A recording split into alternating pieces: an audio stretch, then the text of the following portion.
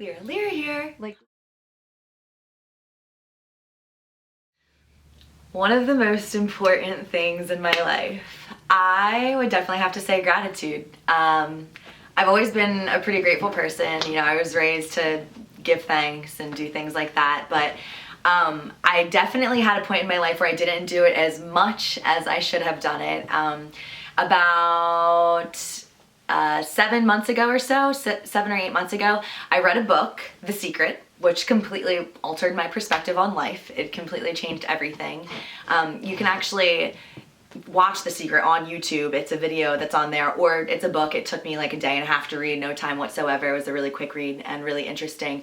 It's a lot of life coaches and different people throughout history that have said really valid things that kind of all come to a central peak, come down a spiral, if you will, to have the same resource information. And one of the chapters in this book is all about gratitude and being thankful for the things that are present in our life. It really honestly puts life into a completely different perspective when you're coming at it from an angle of giving thanks. There's a couple of different little tidbits in the book that they give you information so that you can actually start to change your perspective, because what you're doing is you're literally rewiring neural pathways in your brain so that you can have different ways of thinking about things. You're forming new habits.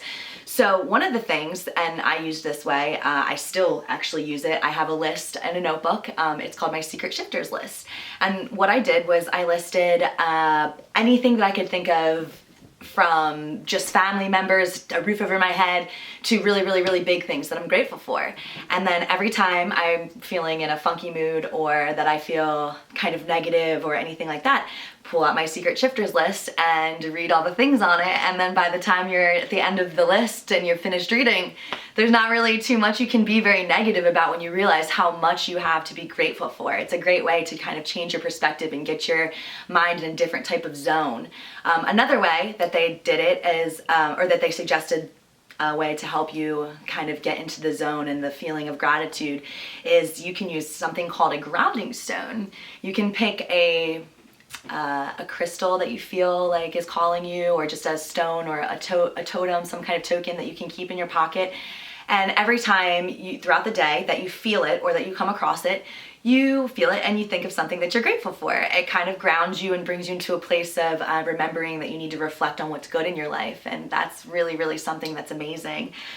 I can tell you that once you start to actually incorporate gratitude in your life on a day-to-day basis and throughout the day, I mean, I used to wake up every single morning off the gate. I would list 10 things that I'm thankful for. And then throughout the day, I would use my grounding stone to think of things that I was thankful for. And then at the end of the day, before going to sleep, I would list more things that I was thankful for, because the fact of the matter is just the simple fact that you're alive and that you're breathing and that you're healthy at most times, you know, maybe not, but there's other things that you can be grateful for until you get to a point of healthiness in your life. There's just so much that we can be thankful for, and when you get to that place, it really kind of changes your whole perspective on things. So anyway, when you decide that you want to incorporate gratefulness in your life, what you do is you actually attract that back to yourself. Law of attraction, what you're vibing out there, what you are making your frequency, is what you're going to draw back to yourself. So I noticed, and I'm sure that you'll notice once you start to do it, that when you throw gratefulness out there and just like let people know, hey, I'm grateful for you. I really appreciate you in my life. You do a lot of things for me that I really need and that you help me with. You're gonna start to see it coming back to you. It's gonna be something that's a cycle that, you know, comes around. So that's something really important to think about. If you want that in your life, start incorporating it in your life, because you are the creator of your own world. We are the masters of our own lives.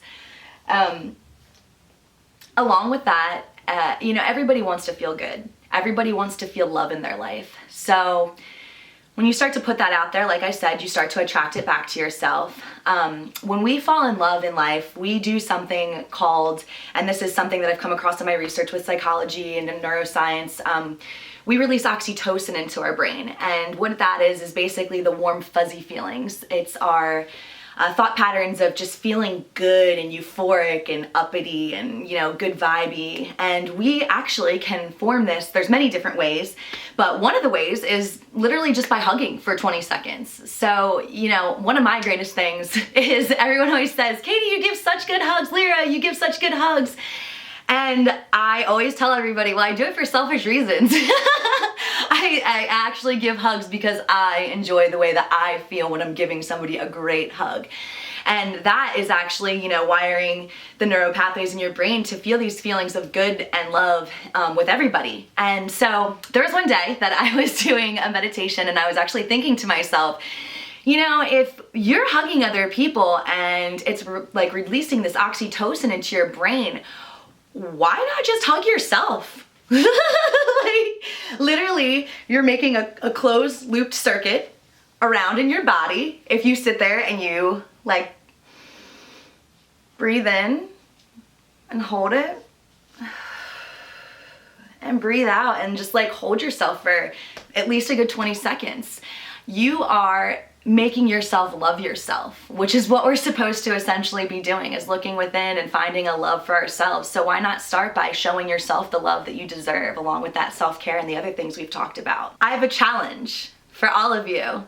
I challenge you to hug yourself. Maybe once, 2, 3, 4, 5 times a day, as many times as you need it. Get yourself to start feeling good. I do it. I am not ashamed to say that I do it. I definitely do it. And then also, looking myself in the mirror or just saying things to myself, mantras or just things that I believe in that are encouraging to myself. Those things help in magnitudes. They seriously do. You are, your thought patterns, what you focus on is creating the reality around you. So when you choose to focus on good things internally, then you are actually projecting that to other people. The line between good and evil runs through everybody's heart. So, it's a choice of what we choose to, what we decide that we're going to embrace in life and what we're going to let go. And our belief system essentially creates what we have in our world around us. Bruce Lipton, a neurobiologist, actually did a lecture on the biology of belief, and he talks about how, our belief system, it has a huge deal with how we present ourselves into the world, into the society. It actually controls how we are because, beliefs, they make up our central core. They essentially make us who we are. So why not believe in good things and amazing things? That was another thing too with the sales experience that I had, that I realized on the days that I believed in myself, I always did exponentially well. And then there was days that I didn't believe in myself so much, but they had this saying, fake it till you make it. And pretty much what you do is you build yourself up to that point. You literally talk yourself into it. You convince yourself that you have the power within you. And sure enough, it was always something that followed true. I definitely saw results, and I know that anybody can do these things. I've seen it happen, and I've done it for myself. And if you just set your mind to something, then you can totally accomplish it. So I leave you with that challenge, homework, if you will. And if you're brave enough to take it on, then you might see that you actually start to feel better about yourself if that's what you want. And until then, I'll talk to you another time. And I want to spread love and light to all of you. Blessings. Peace. One love.